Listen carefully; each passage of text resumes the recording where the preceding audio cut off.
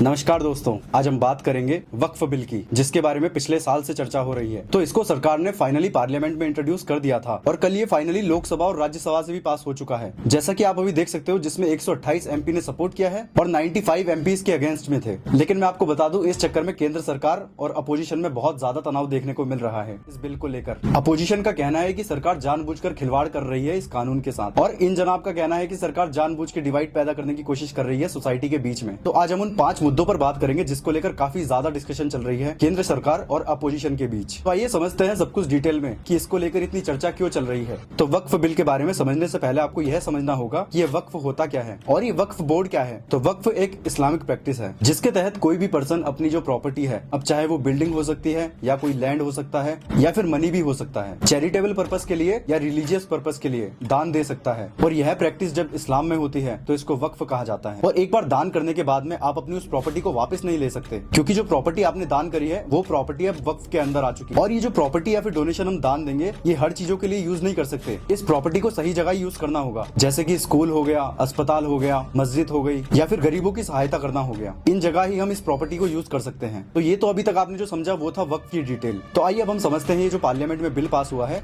इसमें क्या क्या अमेंडमेंट्स हुए हैं। तो ये जो ओरिजिनल कानून था वक्फ बोर्ड का, ये 1954 में पहली बार बना था और आगे चलकर इसको 1995 में अमेंड किया गया। तो फिर वक्फ एक्ट ऑफ 1995 आया। तो ये जो गवर्नमेंट 2024 का वक्फ एक्ट का बिल लेकर आई थी, ये इसीलिए लेकर आई थी ताकि 1995 के वक्फ एक्ट को चेंज किया जा सके। लेकिन इसमें जो all India Muslim personal law board है वो इसके बिल्कुल अपोजिशन में है। इनका कहना है कि अगर ये बिल पास हो गया तो हम एगिटेशन कर देंगे और इस बिल के खिलाफ फाइट करेंगे। और कांग्रेस पार्टी का तो यह भी कहना है कि ये डायरेक्ट संविधान पर हमला है और बीजेपी जानबूझकर सोसाइटी के अंदर पोलराइजेशन करना चाहती है ताकि इलेक्शन में बीजेपी को फायदा हो सके, ऐसा कांग्रेस का मानना है। तो आइए जानते हैं वो 5 ऐसे मोस्ट कंटेंटियस प्रोविजन कौन से हैं। तो पहला है नॉन मुस्लिम मेंबर। तो गवर्नमेंट का कहना है कि वक्फ बोर्ड में नॉन मुस्लिम मेंबर्स भी चीफ एग्जीक्यूटिव ऑफिसर की पोस्ट पर होने चाहिए और साथ साथ इस बोर्ड में 2 नॉन मुस्लिम मेंबर्स भी होने चाहिए। मतलब कि बोर्ड में एक चीफ एग्जीक्यूटिव ऑफिसर होना चाहिए जो कि नॉन मुस्लिम रहे और 2 नॉन मुस्लिम बंदे और होने चाहिए एक्स्ट्रा, जो कि स्टेट गवर्नमेंट के द्वारा अपॉइंट किए जाने चाहिए। और जब ये डिमांड जेपीसी के पास गई, यानी कि ज्वाइंट पार्लियामेंट कमेटी के पास गई, तो उन्होंने इसमें 2 अमेंडमेंट सुझाव किए कि इसमें जो चीफ एग्जीक्यूटिव ऑफिसर अपॉइंट किया जाएगा वो सेक्रेटरी या फिर ज्वाइंट सेक्रेटरी रैंक से भी ऊपर होना चाहिए और उसको पूरी नॉलेज होनी चाहिए मुस्लिम लॉ के बारे में। और इस बात पर हमारे पप्पू भाई का कहना है कि ये रिलीजियस मैटर है, इसलिए यहाँ सिर्फ वक्फ बोर्ड में मुस्लिम लोग ही होने चाहिए, जानबूझकर नॉन मुस्लिम मत डालो। तो पहला पॉइंट तो आपको समझ आ ही गया होगा कि जो वक्फ बोर्ड में जो मेंबर्स थे